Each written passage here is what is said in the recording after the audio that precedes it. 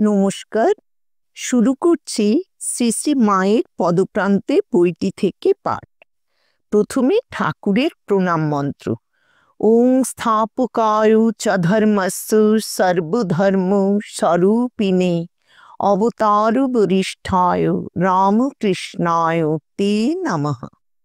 মায়ের প্রণাম মন্ত্র।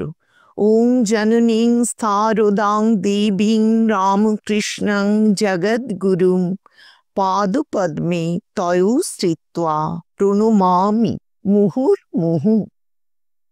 স্বামীজির প্রণাম মন্ত্র। নমস্তে জ্যোতিরাজায় বিবেকানন্দ সূরয়ে সচ্চিৎ সুখ স্বরূপায় স্বামিনে তাপহারিণে। আগের পর্বে আমরা পাঠ করেছিলাম স্বামী অপূর্বানন্দের স্মৃতিচারণ মায়ের কৃপা থেকে, যেখানে শেষ করেছি আজকে তারপর থেকে পাঠ করব। নেমে এসে প্রথমেই মনে হলো আমার এই সৌভাগ্যের সমাচারটি ছুটে গিয়ে আগে পূজনীয় হরি মহারাজকে দেব। তখন বেলা 8:30। তার সঙ্গে দেখা হবে কিনা সে এক কথা। তাছাড়া সঙ্গে সঙ্গে এও মনে হলো মঠ থেকে 3 দিন এসেছি, একদিনের জন্য এসেছিলাম দর্শনাদি সেরে সেদিনই মঠে ফিরে যাবার কথা ছিল। বিশেষ করে অনিশ্চয়তার জন্য কোনো খবরও মঠে পাঠাতে পারিনি, তাই তখনই মঠে ফিরে যাওয়া স্থির করলাম। পূজনীয় হরি মহারাজের সঙ্গে স্থূল শরীরে আর দেখা হয়নি। তার আশীর্বাদে আমি শ্রী মায়ের দর্শন পেয়েছিলাম। তিনি পূর্ণ স্পর্শ দিয়ে আমার দেহ মন পবিত্র করে দিয়েছিলেন। প্রার্থনার দ্বারা মাতৃদর্শনের সব বাধা করেছিলেন অপসারিত এবং শক্তিপূর্ণ প্রেরণায় অগ্রগতির পথে করেছিলেন চালিত। আমার অন্তরের সকল কৃতজ্ঞতা তাকে জানাতে পারিনি বলে এখনো অনুশোচনা হয়। মঠে গিয়ে মহাপুরুষ মহারাজকে সব বললাম। তিনি খুশি হয়ে বললেন, তোমার ভাগ্য ভালো, নইলে এমন সব যোগাযোগ হওয়া। শ্রী মাকে দর্শন করেছ, তিনি তোমার সঙ্গে কথা বলেছেন, আশীর্বাদ করেছেন, এ কি সাধারণ কথা? তোমার মঙ্গল হবে, আমি বলছি খুব মঙ্গল হবে। ঠাকুর তোমায় কৃপা করেছেন। সেবার 8-10 দিন বেলুড় মঠে বাস করে নিজেকে মঠে রেখে শুধু দেহটি নিয়ে বাড়ি ফিরে এলাম। আগস্ট 1919। রামকৃষ্ণ মিশন বাঁকুড়া জেলায় দুর্ভিক্ষ পীড়িতদের জন্য সেবা করছিল। মহাপুরুষ মহারাজ আমায় লিখলেন, বাঁকুড়া জেলার ইঁদপুর অঞ্চলে আমাদের মঠ হইতে 2 জন সাধু দুর্ভিক্ষ সেবাকার্য আরম্ভ করিয়াছে। ওখানে একজন কর্মীর প্রয়োজন, অতএব তুমি পত্রপাঠ মঠে চলিয়া আসিবে।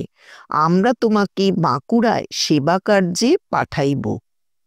চিঠিখানা পাবার 2-3 ঘন্টার মধ্যেই আমি এক বস্ত্রে গৃহত্যাগ করে বেলুড় মঠের দিকে যাত্রা করলাম এবং 3য় দিন মঠে পৌঁছে মহাপুরুষ মহারাজকে প্রণাম করতেই তিনি আনন্দে বললেন, এসেছ, বেশ করেছ, আজ রাতেই বাঁকুড়া যেতে হবে।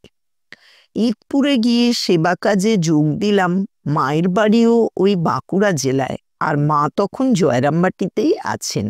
শ্রী শ্রী মাকে দর্শন করার এবং তাঁর কৃপালাভের এটাই প্রশস্ত সুযোগ মনে করে মহাপুরুষ মহারাজকে মনের ইচ্ছা জানিয়ে চিঠি লিখলাম। তিনি যদি দয়া করে শ্রী শ্রী মায়ের কাছে আমার দীক্ষা সম্বন্ধে একটু লিখে দেন, তবেই শ্রী শ্রী মায়ের কৃপা পাওয়া সম্ভব। আমার চিঠি পেয়ে সঙ্গে সঙ্গে মহাপুরুষ মহারাজ জবাব দিলেন, শ্রী শ্রী মার শ্রীচরণ দর্শন করিতে ইচ্ছা করিয়াছ, অতি উত্তম। তুমি যাইয়া তাহাকে বলিও শিবানন্দ স্বামী আপনার শ্রীচরণ দর্শন করিতে আমায় আপনার শ্রীচরণ সমীপে পাঠাইয়াছেন। বাঁকুড়ায় দুর্ভিক্ষ পীড়িতদের সেবা করিতে তিনি আমায় পাঠাইয়াছিলেন। সেখান হইতে আপনার শ্রীচরণ দর্শন ও কৃপালাভের জন্য আসিয়াছি। আপনি কৃপা করুন।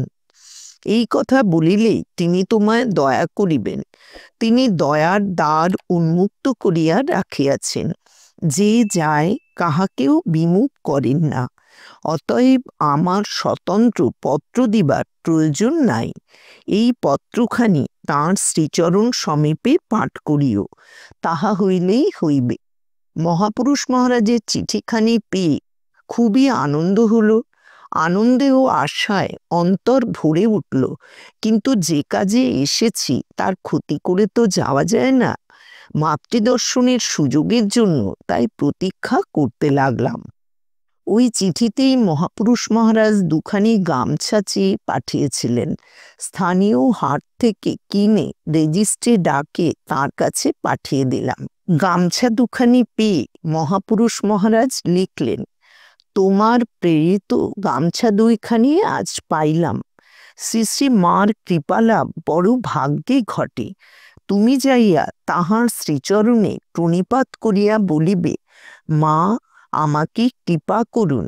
তারপর তিনি দয়া করিয়া যাহা বলিবেন তাহাই শিরোধার্য করিবে। যদি তিনি কৃপা করিয়া তোমাকে মন্ত্রদান করেন, জানিবে তুমি ভাগ্যবান। তিনি আমাদের সকলের মা।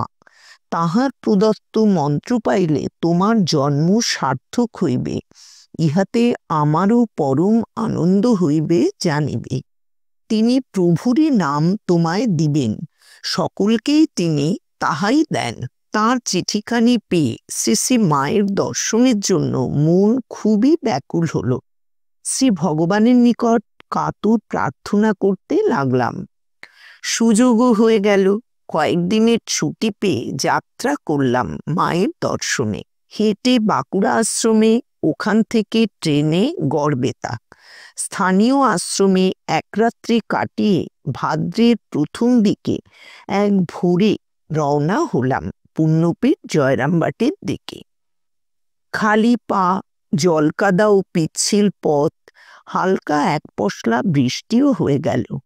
বিকেল প্রায় 5টার সময় যখন জয়রামবাটি গ্রামের উপকণ্ঠে এলাম, তখন বুকের ভেতর যেন ঢেকির পার পড়ার মতো শব্দ হতে লাগলো।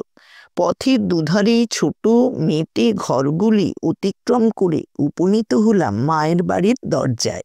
যদিও আমি কোনো চিঠিপত্র দিইনি, তবু মা যেন জানতে পেরেছিলেন।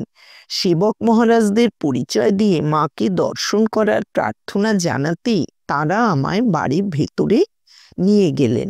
শ্রী শ্রী মা তখন ভেতরের দরজা ধরে দাঁড়িয়েছিলেন। প্রণাম করে মাথা তুলতে মা আবেগ ভরে বললেন, আহা, বাছার মুখখানি শুকিয়ে গিয়েছে, সারা দিন খাওয়া হয়নি, ওকে কিছু খেতে দাও। আমি পকেট থেকে মহাপুরুষ মহারাজের লেখা চিঠিখানি বের করে পড়তে যাচ্ছি, তখন মা বললেন, চিঠি পরে শুনবো, এখন বাবা হাত মুখ ধুয়ে জল খেয়ে নাও। হাত মুখ ধোয়ার পর সেবক মহারাজ আমায় পাশের ঘরে নিয়ে গেলেন। আসন পাতা, গ্লাসে জল, এক থালা মুড়ি ও তাল ক্ষীর। আমি মাথা নিচু করে মায়ের কথা ভাবতে ভাবতে সব খেয়ে ফেললাম। সে কি অমৃত! মুড়ি তাল ক্ষীর তো কত খেয়েছি জীবনে, কিন্তু এমন মধুর তো কখনো লাগেনি।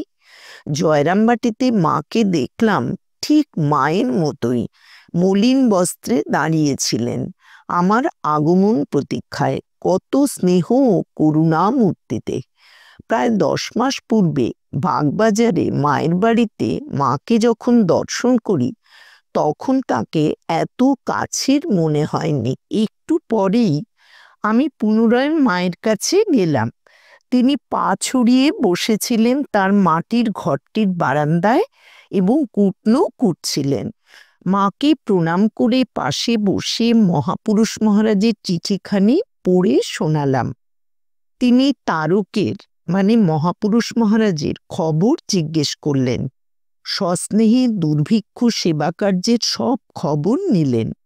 পরে দীক্ষা সম্বন্ধে বললেন, তা বাবা, কাল বেশ ভালো দিন, বোধহয় জন্মাষ্টমী ছিল। কালই তোমায় মন্ত্র দেব। সকালে কিছু খেও না, স্নান করে অপেক্ষা করো, আমি সময় মতো ডেকে নেব। তারপর পাশের ঘরে প্রণাম করতে বললেন। আমি শ্রী শ্রী মায়ের জন্য ওষুধ নিয়ে গিয়েছিলাম বাঁকুড়ার ডাক্তার স্বামী বৈকুণ্ঠ মহারাজ। শ্রী শ্রী মায়ের আমবাতের জন্য হোমিওপ্যাথিক ওষুধ পাঠিয়েছিলেন আমার হাতে। মাকে তা দিতেই তিনি করুণ স্বরে বললেন, বৈকুণ্ঠ ওষুধ পাঠিয়েছে? দাও বাবা দাও, বৈকুণ্ঠের ওষুধে অসুখ সেরে যায়। দেখো সারা গায়ে কি হয়েছে, আমবাতের যন্ত্রণায় মরে গেলুম। এই বলতে বলতে গায়ের কাপড় সরিয়ে সারা বুকে পিঠে আমবাত দেখাতে লাগলেন। মায়ের কষ্ট দেখে চোখে জল এলো। মা ওষুধটি নিয়ে একপাশে রেখে দিলেন এবং খুব আন্তরিকতা ও অন্তরঙ্গতার সঙ্গে বাঁকুড়ার বৈকুণ্ঠ মহারাজ প্রভৃতির সব খবর জিজ্ঞেস করলেন। আরও কত কথা। ক্রমে সন্ধ্যা ঘনিয়ে এলো, ঘরে ঘরে দীপ জ্বালা হলো। মায়ের ঠাকুর ঘরেও আলো ধূপধুনো দেয়া হলো। আমি বহির্বাটিতে চলে এলাম। এই স্মৃতিচারণের এই অংশটি আজকের মতো সাময়িক শেষ করছি। পরবর্তী অংশ পরের পর্বে শুনতে পাবেন।